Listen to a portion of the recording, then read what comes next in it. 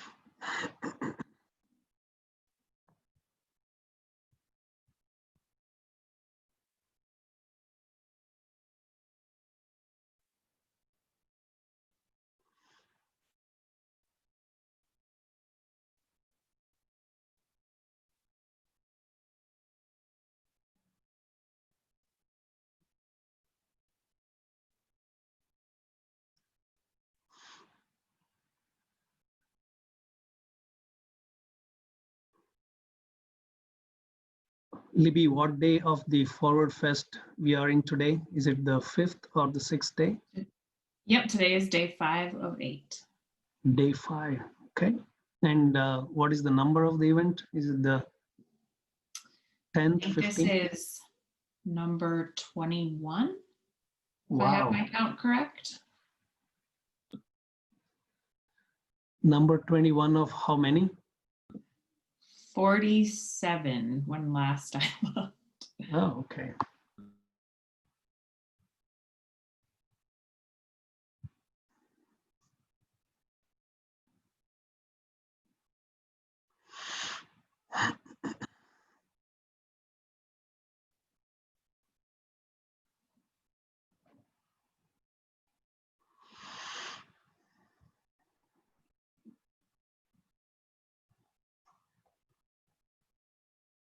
Okay, we are up to 23 participants. We will give everyone one more minute.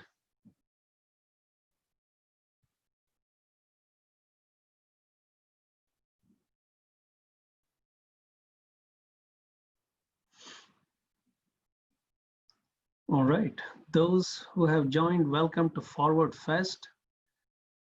And today is the day 5 of the Forward Fest. I'd like to start with thanking the organizers, Molly, Libby, Erin, and a host of others, and Matt Yankel. I don't know if he's joining, but I'd like to start with thanking the organizers of Forward Fest. A big thank you for the sponsors, and my company Wipfli is one of the sponsors as well. I'll just leave the slide up for a second here.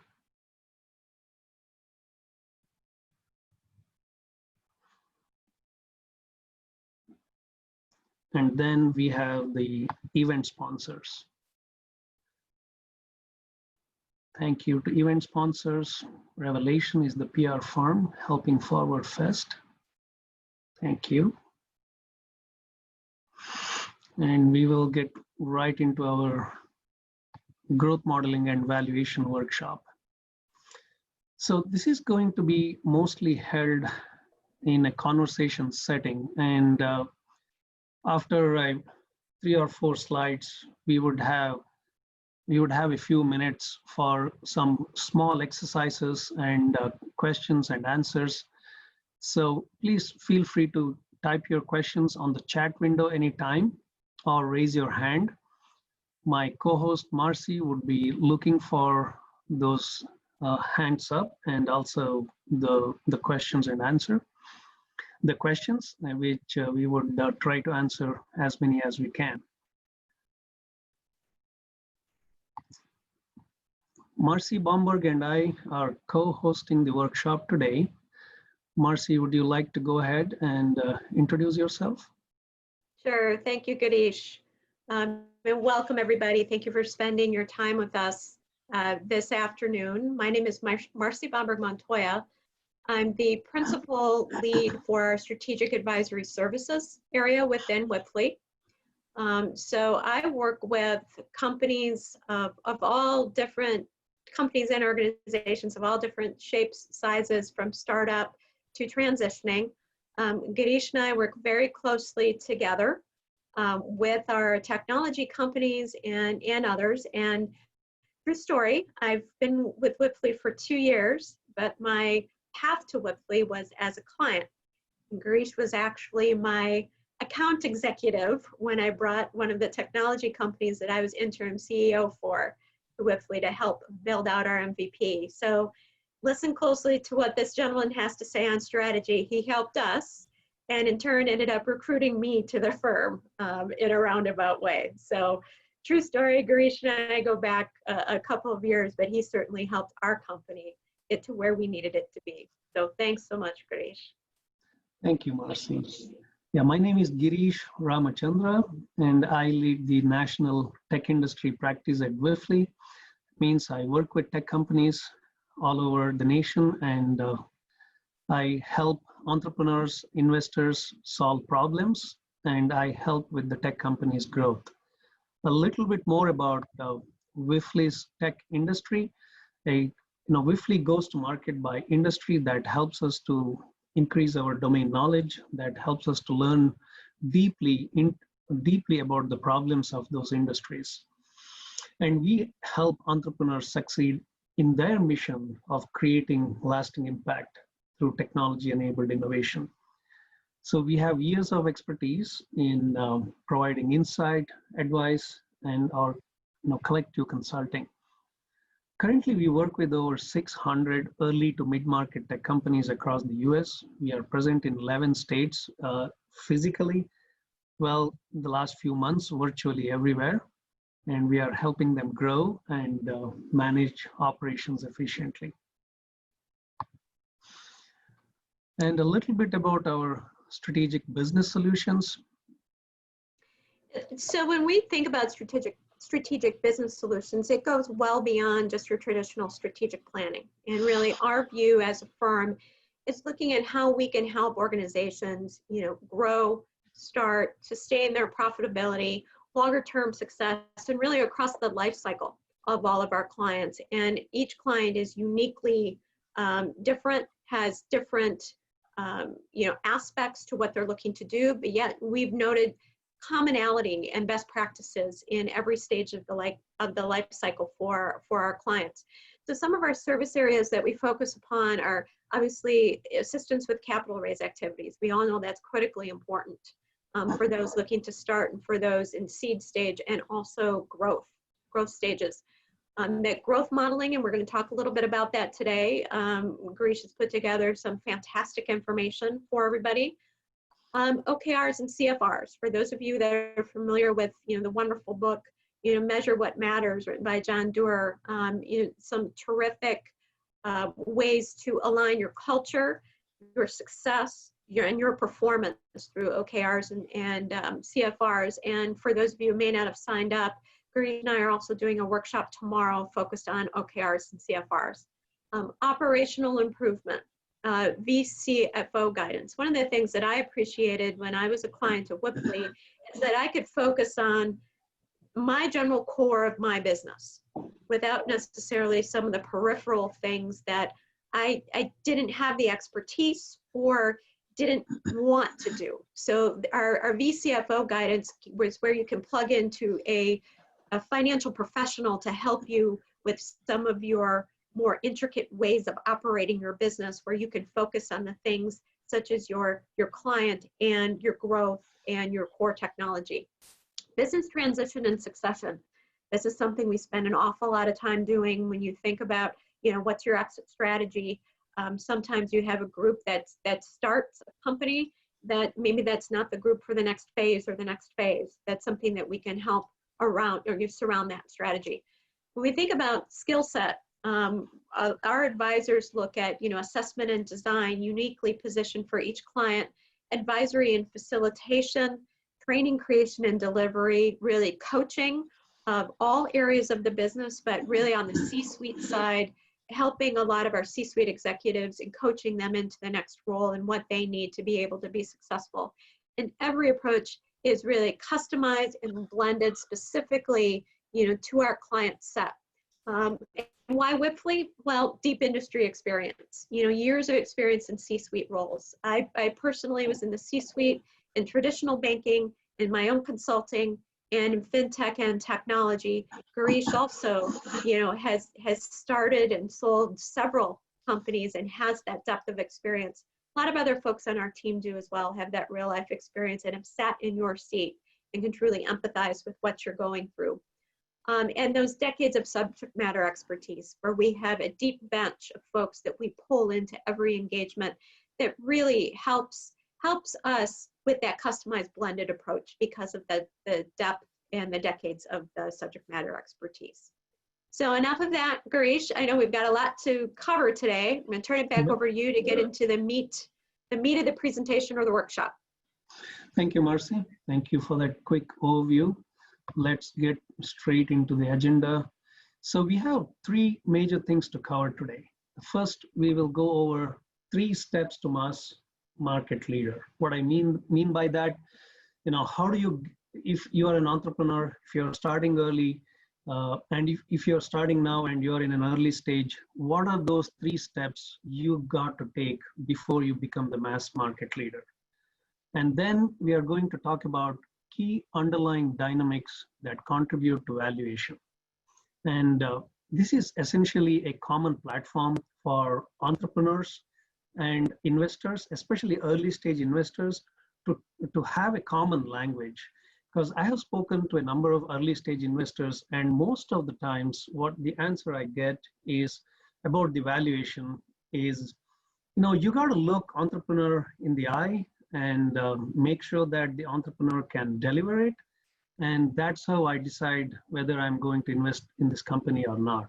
And then we do a market and product and people analysis, and it's largely a market and product fit.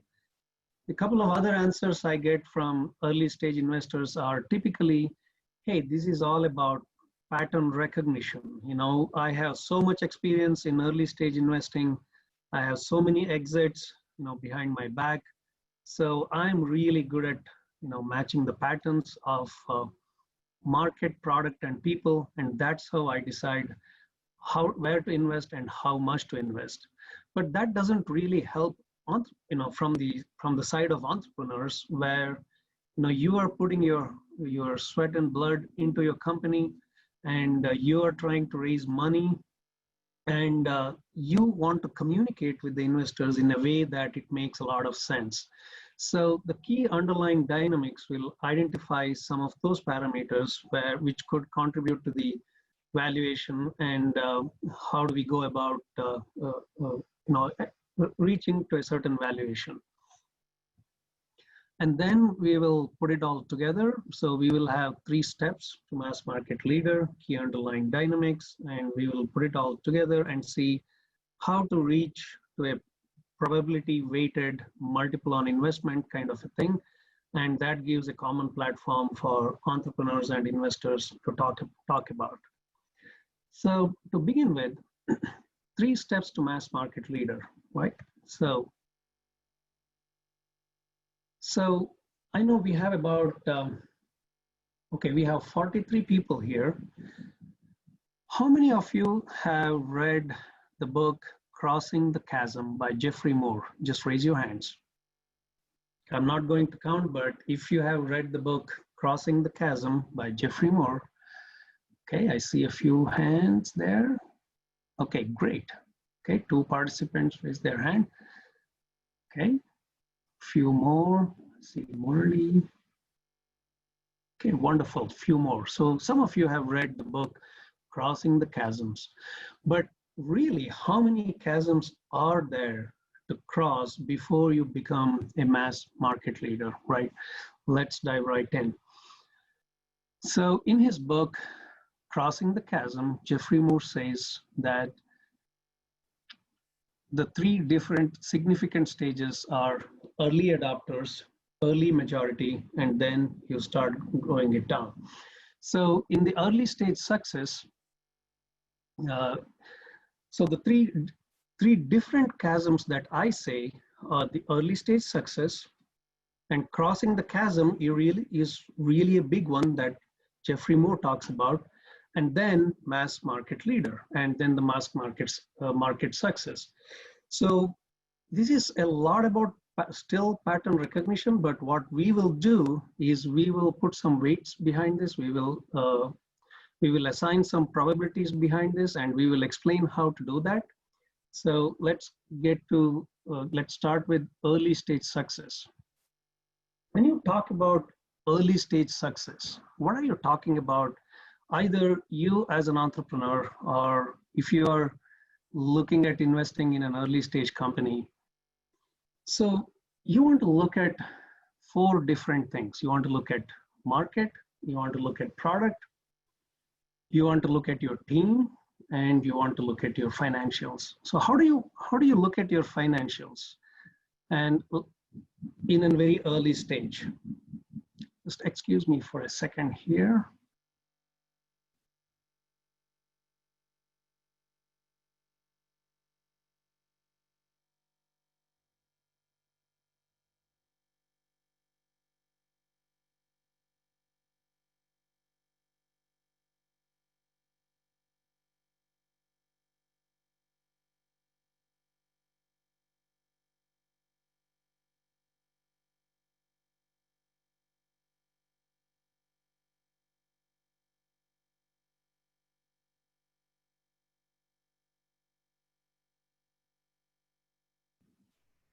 Right.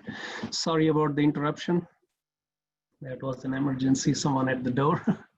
So if you're looking at early stage companies, we are looking at market, product, and team and financials. But how do you evaluate whether you are positioned well for early stage success? And when you look at the market, you look at whether you have paying visionary customers, and whether those paying visionary customers have compelling reasons to buy. And these paying visionary customers are typically the customers who would love to have a chat with you about your technology, who really love you for your enthusiasm to start a company. These visionary customers love your dream. These visionary customers love the potential of what could happen if you become successful. And those are the customers you like to hang on. And compelling reasons to buy is really the potential. If you become successful, their dreams will come true along with your dreams. And this is something Jeffrey Moore explains really well in the early stage success in the early part of his book. And when you're talking about product, in the early stage, you really need a working product. You're not looking at a complete product. And you're also thinking about whether you have a core technology team, whether it is an internal technology team or whether it is an outsourced technology team. It doesn't really matter, but whether you have somebody working on your product. And then when you're talking about your team, in an early stage, you are talking about whether you have a capable founder or a CEO. It doesn't have to be an experienced CEO. It is mostly to do with whether this founder can get you to an early stage success, and whether your core technology team has the relevant experience to work on the product. And when it comes to financials, in the early stage companies, you're only talking about whether you have a viable business model for an early stage, and whether you have either your customer, whether your early stage customers is funding you, or you have a seed fund to get you to that early stage success. So this is all we are talking about in the first step of, before crossing the chasm. We are really talking about early stage success. And as I said, there are 3 steps to mass market leader, and we are on step 1. And for early stage success, we are really talking about whether you have enough firepower to become an early stage success. And this is not just about whether we think we have these things, but we can also assess this. For example, if you are an entrepreneur working on an early stage company, I know there are 43 people in the virtual room. So whoever, all the entrepreneurs in your room, if you are in an early stage, think about your company. I have a small exercise for you to do. Or if you are an early stage investor, I know a few early stage investors have signed up. So if any of you are in the room, think about an opportunity that you are looking at. And let's go through this quick process. You can just do this in your head or on a notepad. Basically, you are assigning percentages. So this is evaluating early stage success potential. You are thinking about the market and say, do you have paying visionary customers? If you do think, okay, I have 100% paying visionary customers behind me, mark them as 100%. If you have no visionary customers, mark them 0, mark it 0. So you are going to assess each of these components between 0 to 100%, and then you are going to do that exercise of multiplying all the probabilities. So this is a company that that was founded in 2009. The values there were assigned at the time of an investor in Palo Alto was trying to invest in this company. And this investor ranked, I'm going to tell the company name towards the end, not right now. So this particular investor rated the potential of early stage success of this company at 58%. As you could see, each and every flaw that you could think of, even if it is very small, that could contribute significantly to your risk of early stage success. So some of the investors could think that this is a standard operating procedure for any venture investment, but assigning the percentage of probability of success is actually going one step further. And this represents the likelihood that the entrepreneur will be able to overcome each particular risk. And this also kind of brings in the discipline of looking at each of these components in a more, not only looking into, but also communicate more precisely and not just about intuition. Okay, I'll just give one more minute there.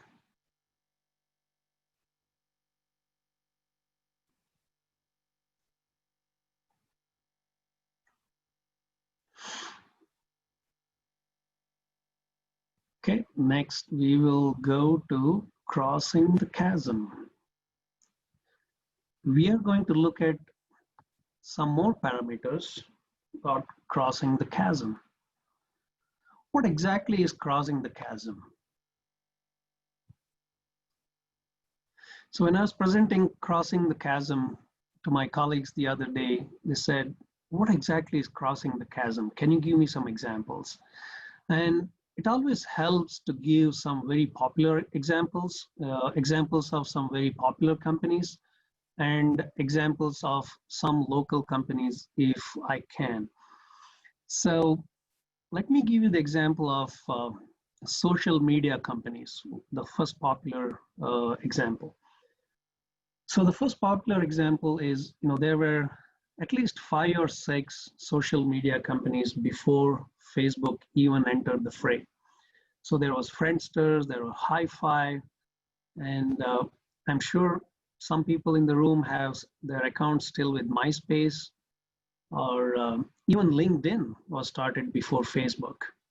But there are only a few companies which were able to cross the chasm. All those companies were early stage successes, but very few companies, only 2 actually, Facebook and LinkedIn, were able to cross the chasm and become mass market leader. And somewhat similar story with Google.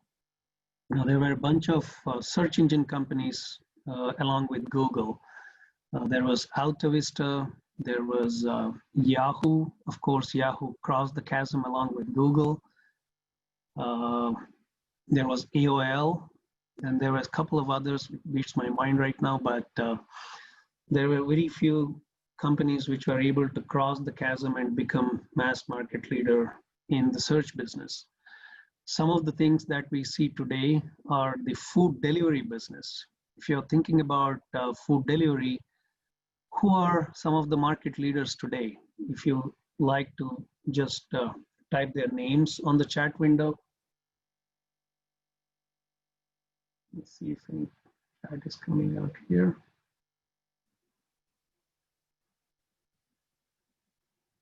Who are some of the popular food delivery companies?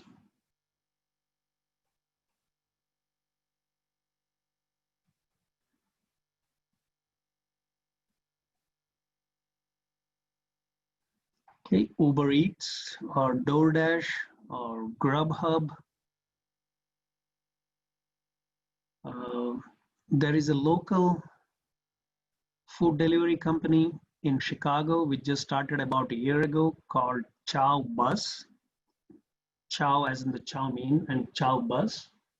So let me see here. Okay, Eat Street.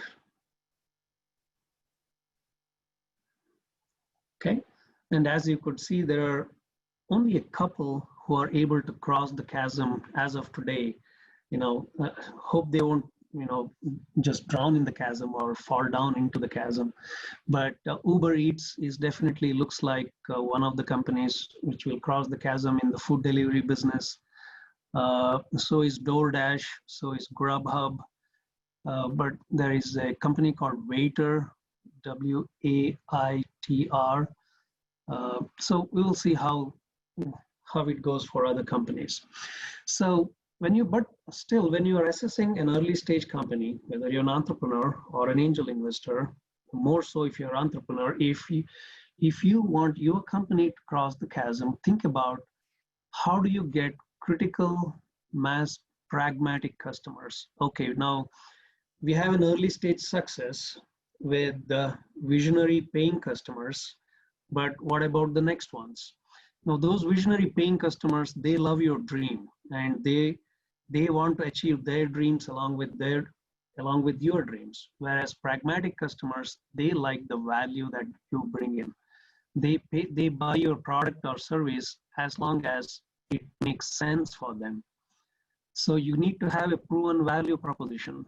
And this is entirely different. This design of crossing the chasm is entirely different from how you define for early stage success. Because you need to have a predictable sales cycle. That means you need to have a sales team which is working on getting customers fairly actively. And you also need to think about what could be my market adoption. In a little bit, we will see how we will put this all together, especially the market adoption and how we assign a number to that. And when it comes to crossing the chasm, you also need the whole product, not just a working product, but a product really works. And you need to have a complete leadership team as well as a complete technology team and a healthy team dynamics. So when a company achieves an early stage success, and these are some of the areas also where you fail to cross the chasm, whether if you don't have a healthy dynamics with the team. So you're wanting to recruit more experienced, more seasoned professionals into your team, and how do you create that healthy dynamics in the team is something you want to think about. And in terms of financials, healthy gross margins would be something to look for, or at least would you have a sufficient runway till you get those healthy gross margins. Sometimes your strategy, especially if you are a B2C business, your strategy could be you keep on acquiring customers till you get a certain mass pragmatic customers, and then start working on building that margin between the customer acquisition cost and your annual recurring revenue. So you need to have a sufficient runway through Series A through Series D fundraise. So you might have to think about, how much money do I need, or how much runway I need before I cross the chasm. Sometimes it might so happen that after your Series B or Series C raise, you still need some more runway to actually achieve the mass market customers, so mass pragmatic customers. So you might need to go for a Series C or Series D before you can actually see yourself as a mass market leader. Again, we will do one more small exercise now. So we would assign your ability to cross the chasm as you see today.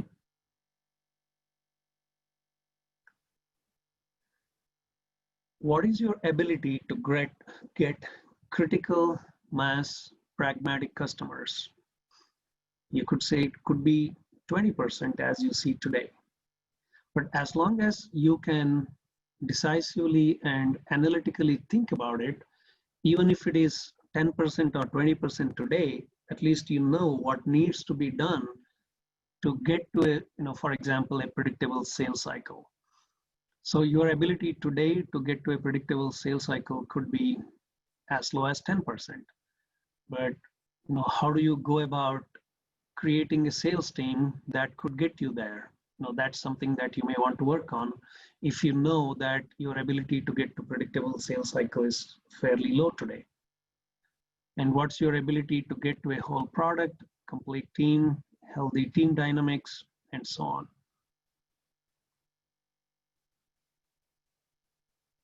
We'll just give everybody a minute.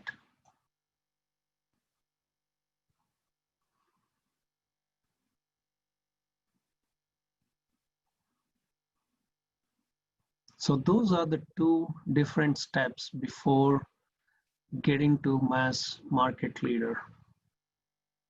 Or I'm using mass market leader and mass market success interchangeably here.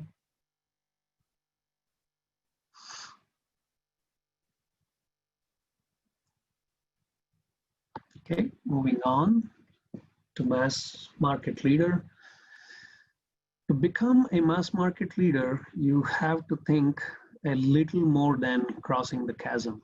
In fact, a lot more than crossing the chasm. Yes, you have some mass pragmatic customers, but now do you have a market leader position? Who are your competitors? For that, you need to think about proven value in multiple niches, not just in one niche that you set out to, but what are all the other innovations that you can think about? If you're targeted only on one industry, crossing the chasm, can you target other industry? Can you build solutions to additional markets? Can you go international? How can you get marquee customers who will pay you a significant annual recurring revenue? And in terms of product, think about how do you get to a scalable product, not just a complete product, but also a scalable product? And what is the product development continuity? Is your technology supporting your product development continuity? Are you using the cloud effectively? Is your cost structure supporting your scalability? So those are all the kind of things you want to think about to become a mass market leader. And in terms of the team, you need to have a team who have an execution track record. And at this time, you need to have a board of directors. And definitely no blow-ups, definitely no Tesla moments, no Tesla 420 moments, for example. So Tesla came out of that moment largely unscratched, but still, you don't need such blow-ups.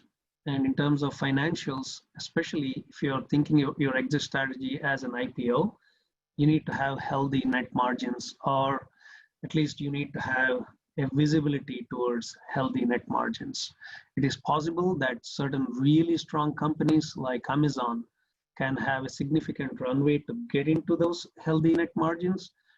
But all along, Jeff Bezos had that vision of how to get to healthy net margins, and and he had the ability to not only cross the chasm, but serve different niches and get marquee customers, and continuously innovate. So he had a product development continuity all along.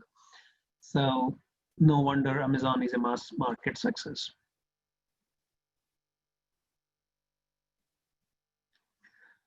We'll quickly get into a similar exercise here, evaluating potential for mass market success. I know at an early stage it is difficult to think about all the probabilities right at the early stage. So one of the things that Marcie and I do when we sit with the entrepreneurial teams is to help entrepreneurs think more analytically about the roadmap, about at least 2 to 3 years of roadmap. If you're in an early stage, just think about how to cross the chasm. If you're at a stage where you have just had your Series A or Series B funding, think about the next set of steps to take, either to cross the chasm or thinking about how to become a mass market success. So this company had 37% chance of becoming a mass market success.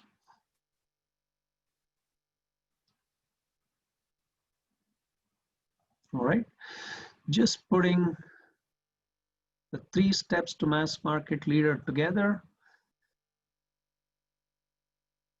So if you were keeping track of numbers, now this company had 58% chance of early stage success, and 24% chance of crossing the chasm, and 37% chance of becoming a mass market success.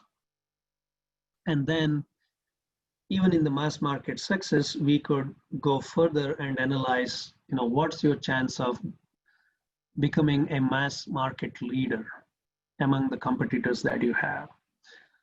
Could you, instead of becoming a mass market leader, what is your likelihood of becoming a challenger? Or would you be a company who also ran? Again, all these are different likelihoods, and the percentages here are indicators of what is your likely chances of becoming or crossing these stages. So this company had 1% chance of becoming a mass market leader. Okay, I see that there are a few chat here.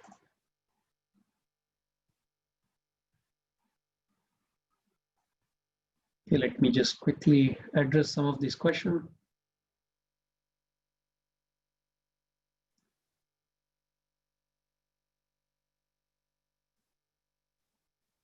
Okay, Clint is asking, trying to understand, what do you mean by mass market? Do you mean a consumer market, or do you just mean the market leader? Yep, it is the market leader.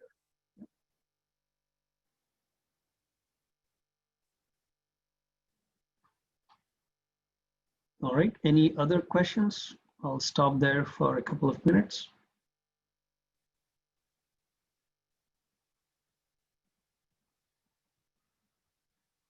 Okay, hearing none.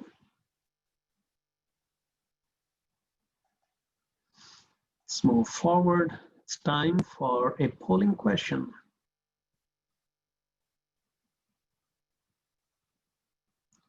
Okay, I'll pull up the polling question here on your screen. Just give me a second here.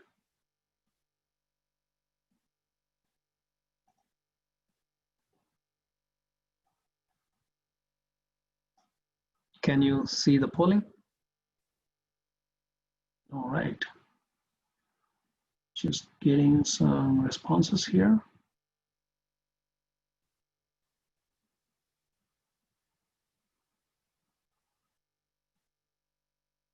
Okay, we will leave it open for another 40 seconds.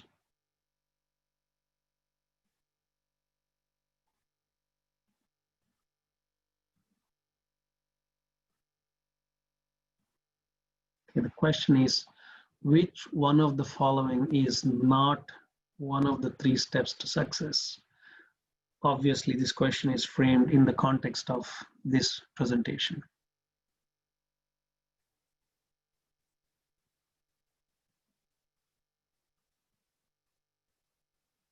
Right, 10 more seconds.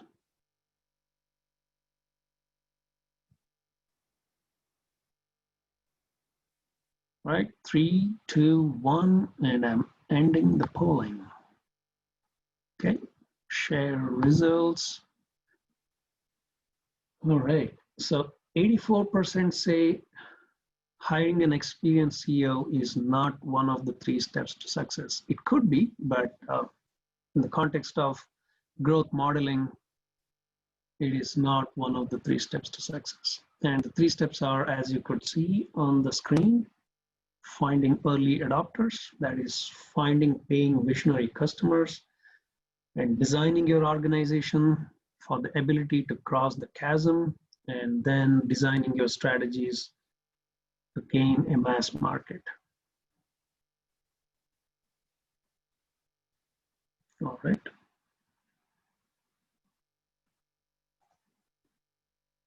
So moving on.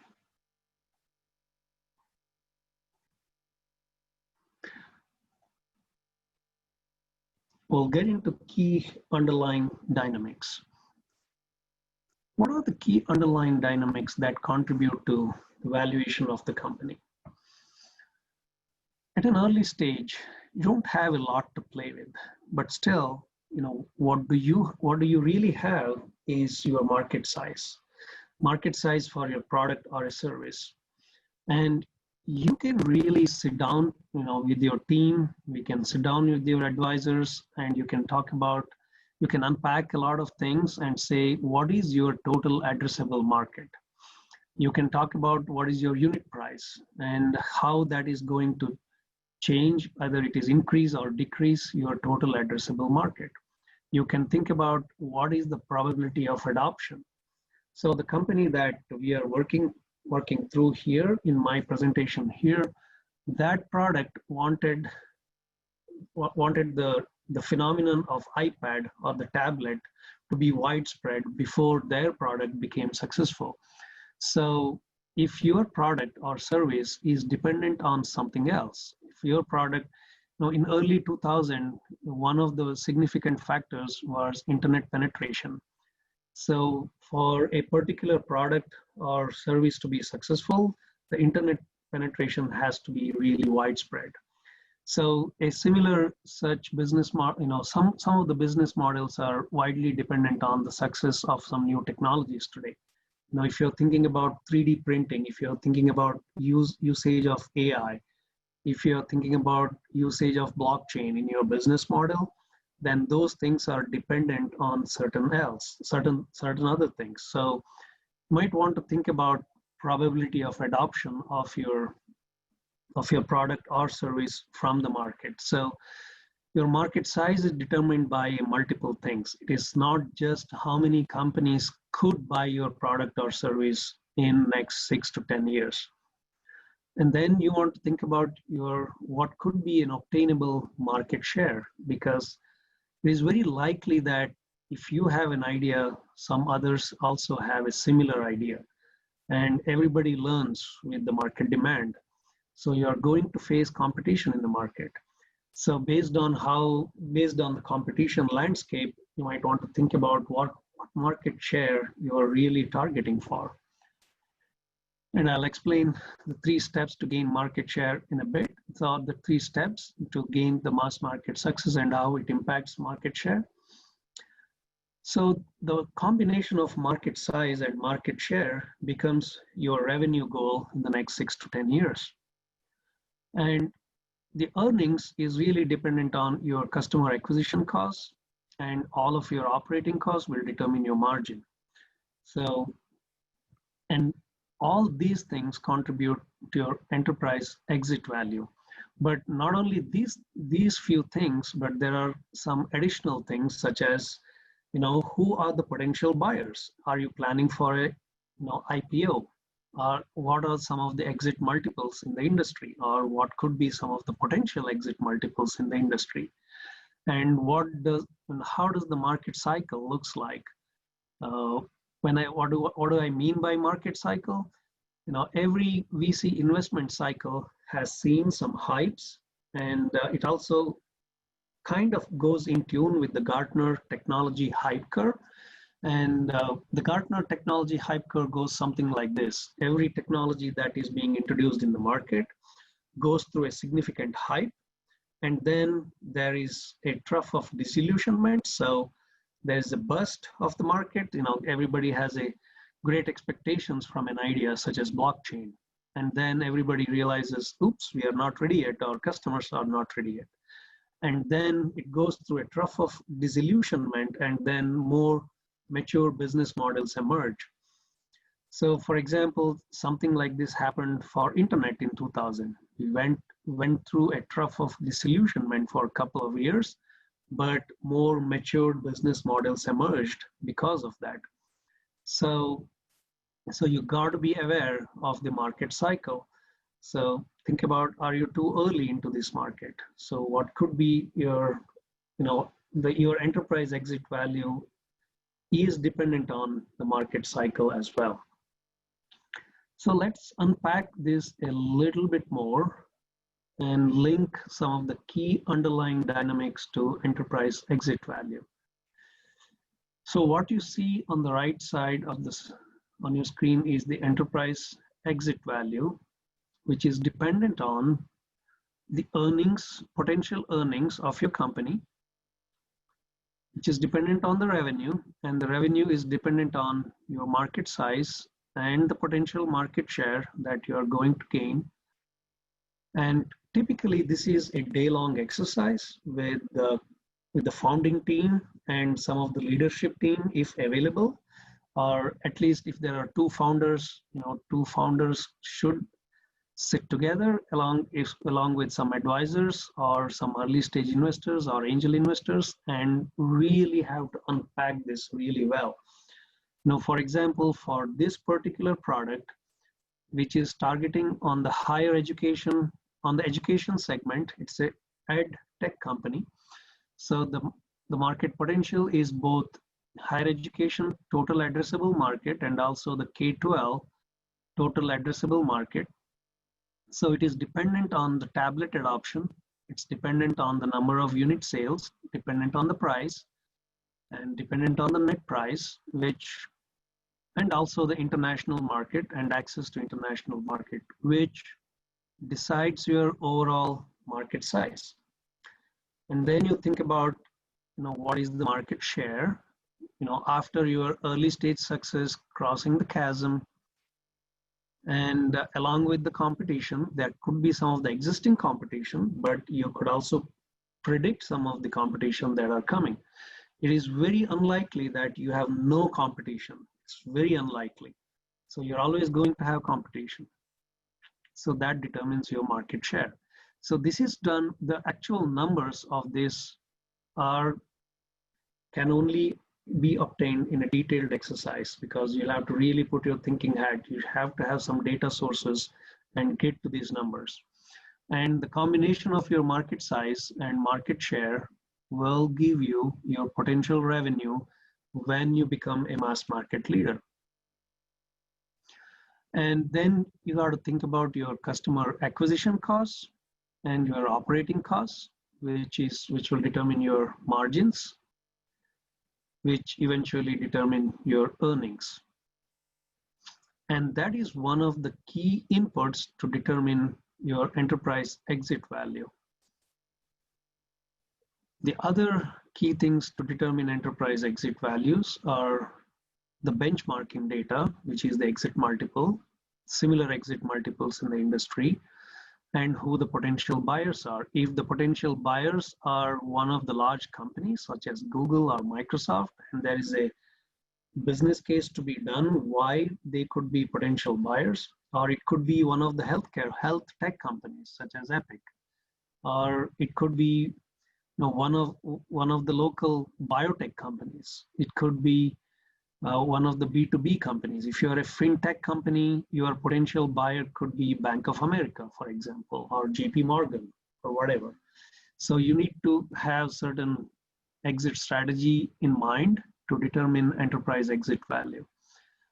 Or even if you are thinking a long-term strategy and you have IPO as your exit strategy, even then you need to have some sort of a benchmarking data to arrive at an enterprise exit value. And then you can talk to early stage investors about what is the valuation based on what's your potential enterprise exit value. Obviously, the multiple on investment and the investment amount is determined by the ownership, which is completely dependent on the individual companies and individual entrepreneurs. Okay. Again, next comes the mathematics of it. Again, these are not one or two particular numbers. We actually think about the ranges. And I know that some of the text here is blurred, and that is blurred intentionally because we didn't want to give all the data away.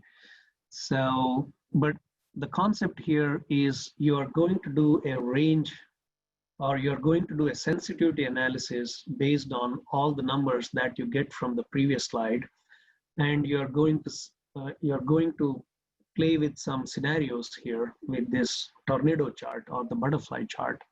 So for example, you can think about a base value of 9% of mass market share, and you can have the range of market share from 5% to 50%. But you can say that I'm starting with the base value of 10 or 9, and then you can start painting a picture of what could be an exit earnings multiple, what could be, it could also depend on, okay, you're going to say the tablet adoption in the schools are going to be 10%, or it could be 40%. So you can play with numbers and come to certain ranges here, and based on certain inputs, what are the scenarios here. And this is an exercise that entrepreneurs could do with early stage investors, or vice versa. The early stage investors could do sitting with entrepreneurs. And finally, once you have done that, you could, entrepreneurs could say to the investors, or early stage investors could say to the entrepreneurs, that what could be the probability weighted multiple on investment. For example, in this particular scenario, a 1% likelihood of mass market leader, this company would have a revenue of 750 million, which means, with the benchmarks at the time, the enterprise exit value was 6 billion. That means every $1 invested would give $420 for the investors, that is multiple on investment, but the probability weighted MOI would be 4.2 because there is only 1% chance of this company becoming a mass market leader.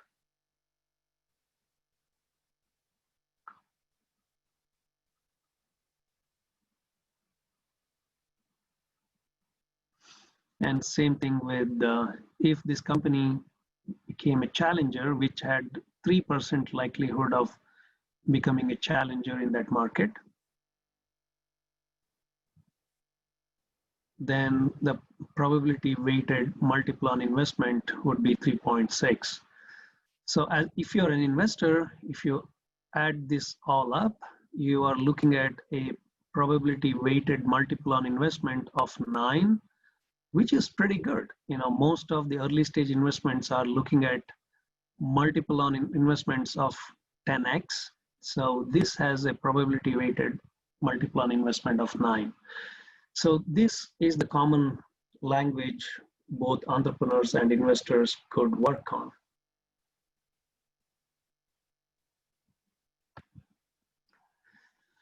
The time for our next polling question. just to make sure that everybody's listening to me.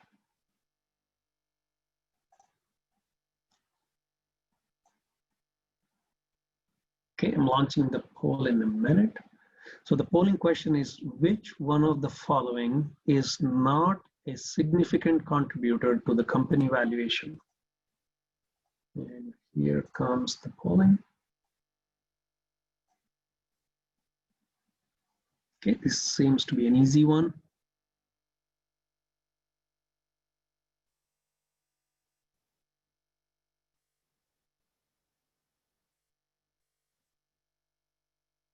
Right, we'll keep this open for 20 more seconds. 70% voted.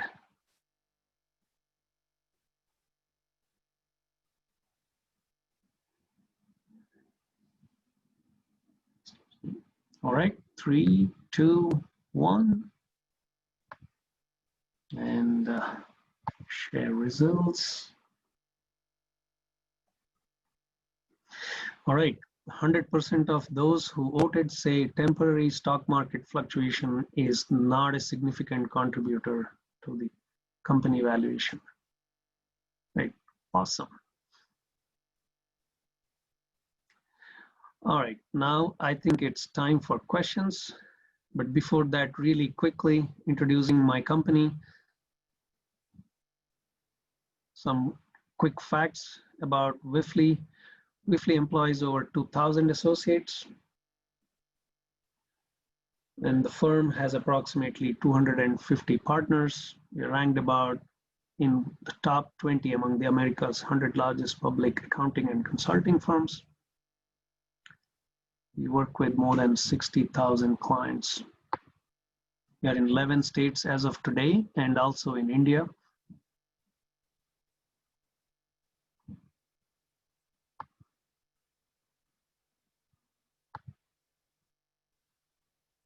We have 6 more minutes if there are any questions. Okay, let's see that. So,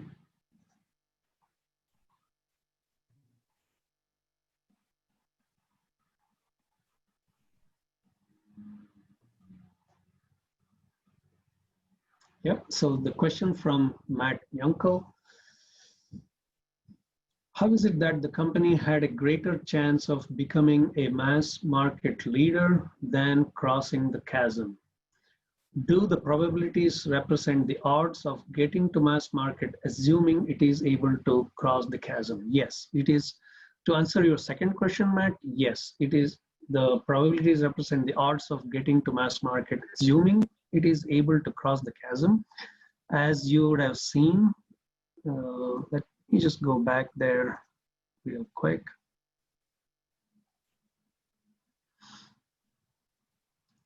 Yeah, so yeah, you have to cross the chasm before you can become a mass market leader. And to answer your first question, 97% of the companies do not cross the chasm. So I think it's critical to analyze your ability to cross the chasm. Probably you've got to be more critical at that stage than to become a mass market leader. So how is it possible? Because at the time, based on the conversations with the entrepreneurs, based on how ready you are at an early stage, that's where you think, what is your ability to cross the chasm? But once you cross the chasm, it is with a certain design, you have a higher chance of becoming a mass market leader. Great question. Thank you. Yeah, as you could see here, all the probabilities multiply and you get this 1%. You just have to multiply all the probabilities through this tree, decision tree here. And that's how you get to the 1%. So to get to the next step, it is assumed that you cross the earlier stage.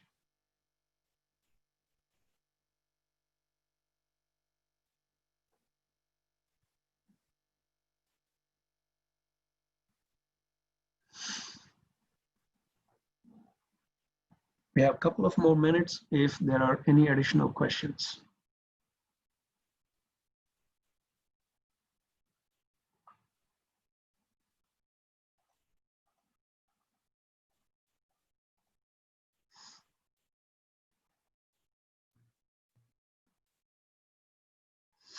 All right, there's one additional question. What kind of funding did the example company raise, and did you tell us who it was? So this company was a company called Inkling, and the exercise was done at Ulu Ventures, and they invested $3.5 million. And about 2 years ago, the company was riding high on the success of iPads, and it did raise a series, if I'm not wrong, Series C funding, the valuation of 200 million. So they were still doing good after 10 years. Again, great question. The next question is, what is more common in valuations today, EBITDA multiples or revenue multipliers? It really depends on your business model. I think what is more important, my answer would be at an early stage evaluation, my answer would be neither. At an early stage investing, it would be more about your market size, your potential market share, and your potential ability to convert them into good ARRs and ability to derive those margins. So it is all about your perceived ability to get there. So I would say, obviously, it depends on the business model. It's a hard question, but it's a great question. The next question that came here is, the model you have presented depends greatly on the ability to assess probabilities accurately, other than the acquisition of databases so that the probabilities can be calculated. How can one estimate probabilities? Yes, so this is something called a decision tree, and one of the best things about this methodology to arrive at not only valuation but also how to model your growth is this models kind of facilitates for us to think through certain parameters, which otherwise a lot of people do it intuitively. So to your particular question of the ability to assess probabilities, yes, absolutely. We should be able to assess the probabilities somewhat accurately.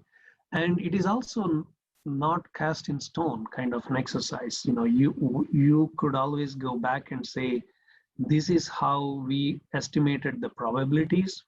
And the estimating probabilities, again, it is not an intuitive work.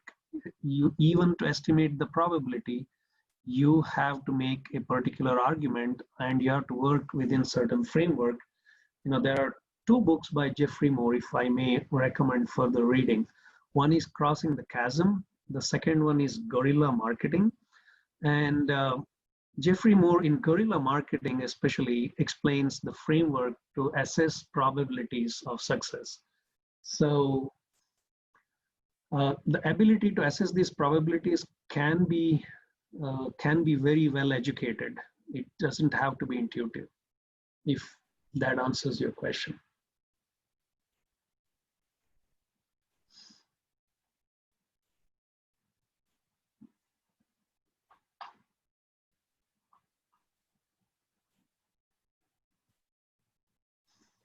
All right, with that, we are at 3:01. Thank you everyone for attending this workshop. And if you haven't signed up, we have a workshop tomorrow for objectives and key results and conversation, feedback and recognition, OKRs and CFRs. So we would be co-hosting the workshop again. So please do sign up, and we will see you tomorrow. Thanks, everyone. Thank you, Jen.